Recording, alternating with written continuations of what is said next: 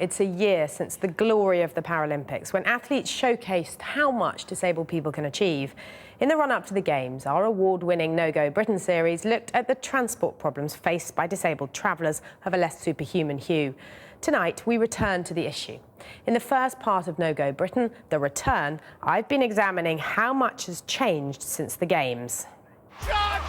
The London Games were memorable in so many ways. Poster goal is the golden goal.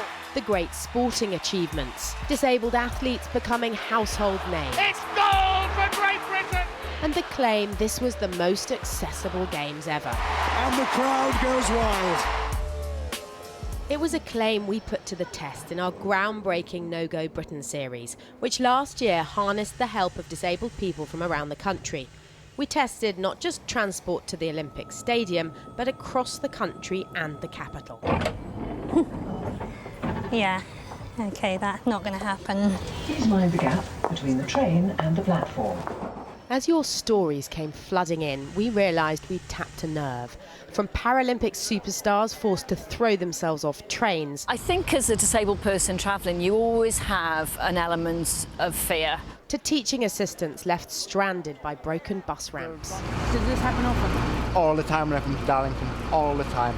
With our help, disabled people confronted transport bosses about inferior, inaccessible services. I appreciate the fact that 2015 buses are going to be accessible, but the question is, accessible to whom? So a year on, what is the Paralympic legacy for transport users? Have broken ramps been replaced by medal-winning services, or are disabled people still being left on the side of the road? Well, perhaps some things never change. In Oxford, 11-year-old Aidan Blake was left feeling angry when a driver in a hurry refused to let him board a bus on a school trip with his classmates. We're about to go on the bus, and then the driver pulled up, he opened the doors, and then there was a woman with a buggy in a wheelchair space, which shouldn't be allowed. She should find a buggy space. And the man said that he'll let my classmates on, but not me.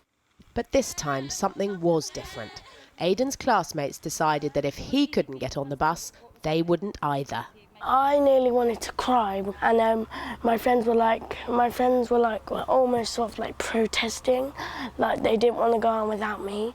They are like the best classmates ever. They always stick up for me when people are being rude or I'm in trouble. That's what I like about my friends. I'm not somebody that's going to take no for an answer, no way. The bus driver that we met, me and my class, didn't even offer to help. He just sat there.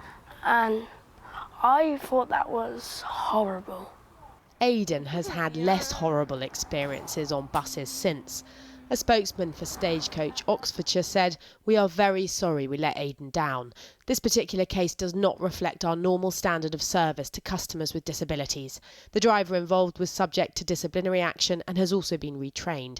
We have issued a reminder to all our staff about the importance of fully following our guidelines on assisting people with disabilities." Across the country, things have started to improve, especially in London. But there's still some way to go, as Michael Hipwell knows only too well. He was a bus driver before he broke his neck in a rugby accident. He still travels by bus, but in South London recently, a driver closed the doors on him, knocking him back onto the pavement before driving off at speed. Well, Michael, what happened to you? When the bus pulled up at the bus stop and the driver, when he opened the front door, I asked him if he could put the ramp out, and he looked round and saw a buggy there and says, "No, I've got a pushchair, you can't come on." Buggy in the wheelchair space? In the wheelchair space, yes. And I tried to flick my front wheels up onto the ledge so I can speak to him. I just got my foot plate up, and I said to him what I normally would do in that situation, where how we can both get in, I can get in the space in the buggy in front of me. And he just turned around and said, "Look, I told you there's a buggy on board, you're not getting on." Then I tried to plead again, but he said it again, "You're not getting on," and shut the doors. And the doors pushed me back off the ledge, and then he just drove off without giving me a chance to move away from the bus. So it's just a matter of a couple of inches away from the wheels as he just drove off. The driver in Michael's case has been sent for retraining, but all new drivers should have already done the course. And today, TfL have invited Michael in to attend a disability awareness training workshop to see how it's done. What can you do for the passenger in that case? So you're not able to allow your passenger to board your bus? One of the most common complaints made by disabled people to No Go Britain is that drivers don't intervene when pushchairs take up wheelchair spaces. If you have 2 pushchairs on your bus and there's a wheelchair user waiting to get on the bus. Here they're trying to teach the trainee drivers the right approach. Advise them that there will be a bus coming along shortly, give them a rough time of how long it will be. What's your advice to them? Michael offered the benefit of his experience. Whatever you do, don't patronise people. Everyone wants to get on and live their life, and people with disabilities the same. When you do that for the first time, it's a bit daunting. This new driver found the session helpful. It's always been a taboo, you know, or I don't know what to say, but now I feel more confident. What, that you will be able to speak in the right way to people, or what? That I'll be able to speak in the right way. Before it was more of a patronising, oh, are you okay? But now it's going to be, you know, positive and, you know, ask rather than just assume. And a year on, there are signs of a real Paralympic legacy. An advertising campaign has encouraged people with buggies to make way for wheelchair users. And some tube stations have humps and ramps so disabled people can get on and off. But the fight goes on. There are no plans to make London's new Crossrail system 100% accessible.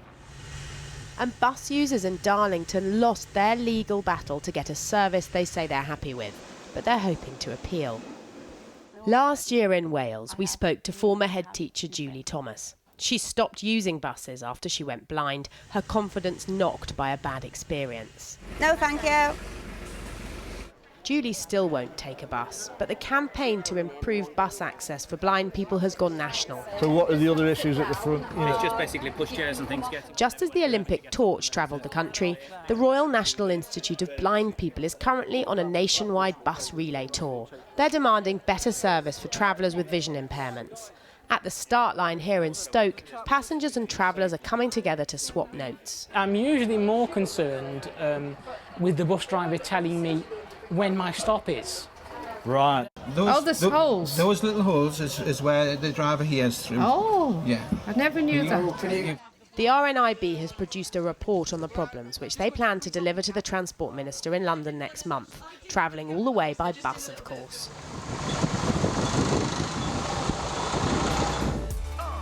You can chart their progress online, where we've also been asking you for your stories. Has the Paralympic glow made Britain less no-go for you? And once again, you've been sending us your stories from all over the country. In a repeat of the online experiment we pioneered last year, we asked disabled travellers to tell us about their experiences of travel over the past 24 hours to see what's changed since the 2012 Games. And it's provided an unscientific but revealing snapshot. Many people have been describing the same old problems. Elizabeth Harrison tweeted to share her train travel frustrations, saying, ironic, 2 posters with Paralympians on Norbiton Station on a platform only accessible by steps. That's something Norbiton deny. Andrew Chatterton told us, boarded a bus via the ramp, but now it won't go in again and the alarm is sounding persistently. Some passengers tweeted photos. Christiana Link sent us this one of the London Underground, explaining both wide gates for exit only and no staff at the ticket gates at Bermondsey. Elsewhere, others complained about unhelpful bus drivers, broken lifts and bumpy footpaths. We've spoken to some of the transport companies involved who tell us they are making progress. And there were lots of good experiences in the mix. Zoe Lee tweeted, great help from bus driver today in Huddersfield when he lowered bus for my partially sighted son. He also waited for him to be seated before setting off. And Fibro Girl told us, train staff lovely, assistants worked lovely. Although she added, people using my booked wheelchair space as an overflow luggage store, not lovely. All in all, 59% of you told us about bad experiences, but 41% described positive experiences, far more than our last trial. So it looks as though things are improving. On Friday, we'll be live from the Olympic Park discussing all these issues, the legacy of the Games, your tweets, and whether anything's changed. And remember this? Jelly babies. Chocolate bonbons. Mint handbags. Bonbons. Lab hearts. Last year, I met the youngsters with learning disabilities running a sweet shop. Tomorrow, I'll be back with them, looking at the barriers to work faced by disabled people.